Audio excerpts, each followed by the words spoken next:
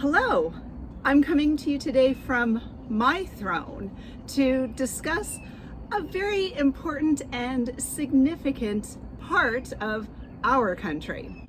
Fremont Street is the second most famous street in the Las Vegas Valley, of course, besides the iconic Strip. Located in the heart of the downtown casino corridor, Fremont Street is today, or was, the address for many famous casinos such as Binion's Horseshoes, the El Dorado Club, Fremont Hotel and Casino, Golden Nugget Hotel, the Mint, the Pioneer Club, and the Four Queens, where Ralph Jones is a professional lounge lizard. In this week's episode, King Ralph. The abundance of neon signs like Cowboy Vegas Vic earned Fremont the nickname of Glitter Gulch. Before Las Vegas was officially founded in 1905, Fremont Street was the one main street through the area thanks to its proximity to the first train depot in the city. In 1925, the road was the first paved one in Las Vegas and was the first to have a street light in 1931. So all the way back in 1902, Senator William Clark purchased an 1,800-acre ranch to make Las Vegas a stop on the rail line he was building. No conflict of interest there, of course. 3 years later, in 1905, the railroad auctioned off 1,200 lots inside this town site to investors for prices ranging from $100, $3,400 today, to $750, $25,000 today, and business lots went for a mere $1,700, $60,000 today. Still a bargain when you think about it.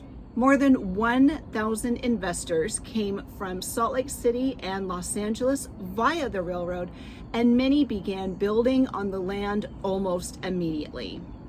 Thanks to the sale of these properties, Fremont Street would soon become downtown Las Vegas. In the early 1900s in Nevada, gambling was legal. It was an established activity, and casinos appeared on Fremont Street to cater to this activity.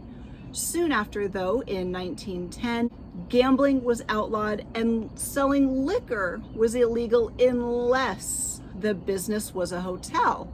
I sense a loophole coming up. This led to several small hotels built along Fremont Street. Hotel Nevada, now the Golden Gate Hotel and Casino, was the first hotel built on Fremont Street. And of course, they began serving liquor almost immediately. And it just goes to show, we will always find a way around prohibition, won't we? So again, gambling was established, it was illegal, then it was made illegal. In 1931, the Northern Club received one of the first 6 gambling licenses issued in Nevada, and the first one for Fremont Street. Shortly thereafter, construction of the Hoover Dam began. This brought more people to Las Vegas, thus more casinos opened up, including Lucky Strike, the Pioneer Club, Monte Carlo, and the Birdcage. In 1909, a mere 7 years after Senator Clark sold the first lot, the population of Las Vegas was only 800, but quickly grew, again, with the construction of the Hoover Dam and the creation of more jobs, especially in Fremont hotels, where people could drink legally. And the growing popularity of the car in the 1920s, along with newly built highways, brought more people and businesses to Las Vegas. I think I'm sensing a pattern here.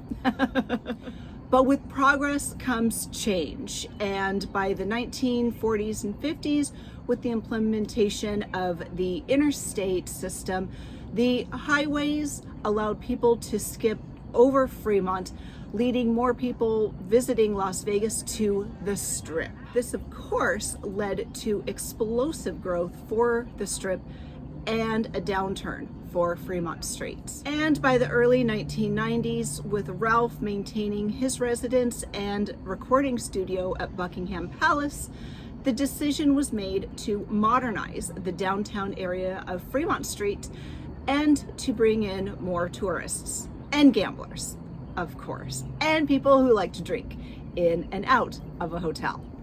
In 2002, the city of Las Vegas created the Fremont East Entertainment District, or the FEED, an entertainment district in the heart of downtown Las Vegas. In 2004, the city announced plans to redevelop a 3-block section of Fremont Street east of the Fremont Street Experience as an art and entertainment area within FEED.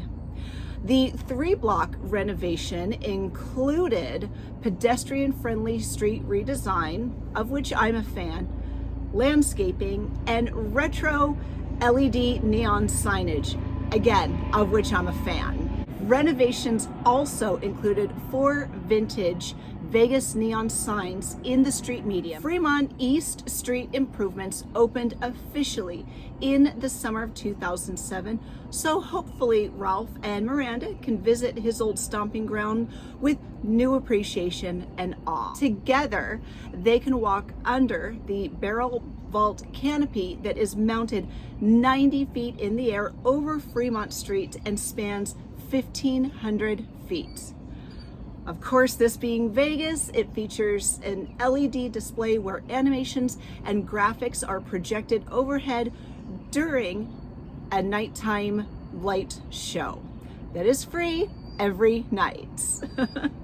They can also admire Vegas Vic, the famous symbol of Fremont Street, recognized worldwide and mounted over the Pioneer gift shop. So go ahead and take a neon bulb to that subscribe button so you never miss anything.